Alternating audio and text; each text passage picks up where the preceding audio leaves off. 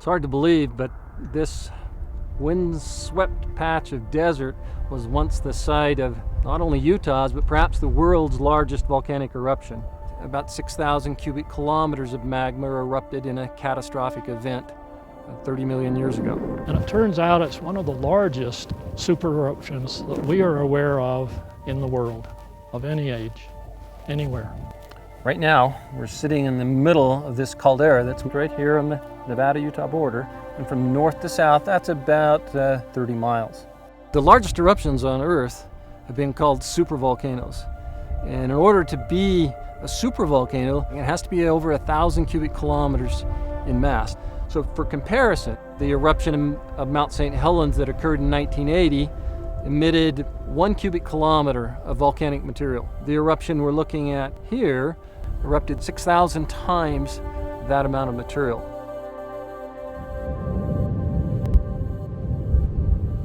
Most people, when they think of a volcano, think of a conical edifice with a single vent.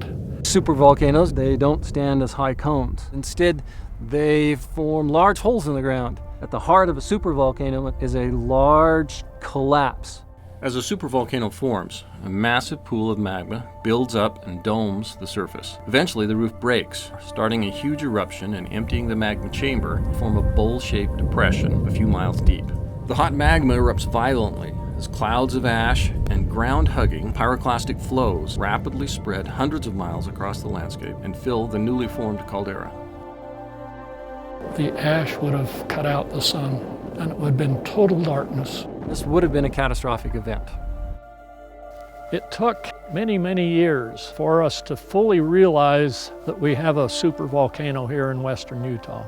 And it took so long because remnants of this caldera were found in 5 mountain ranges. For years, we'd been looking for the source of this very widespread pyroclastic deposit.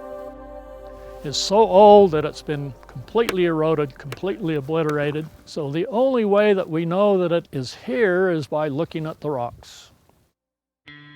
In these 250 drawers, there are thousands of rock samples that were collected over about a 30-year period with the help of hundreds of students. The basis of all our work, of course, is in the field, but a lot of the time is actually spent in the lab. Many hours are spent at a microscope trying to find out the details of the minerals. Many other hours are spent with analytical instruments to find out the composition of the grains and of the rocks.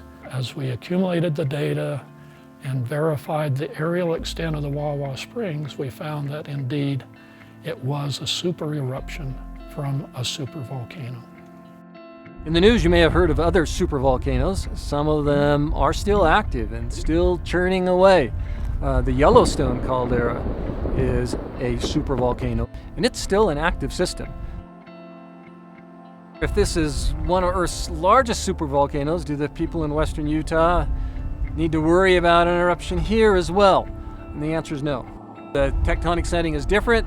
The caldera has been ripped apart. This volcano erupted 30 million years ago. And there's no threat of that style of a large super eruption here in western Utah today. One of the things that geologists are always trying to piece together is the history of the Earth.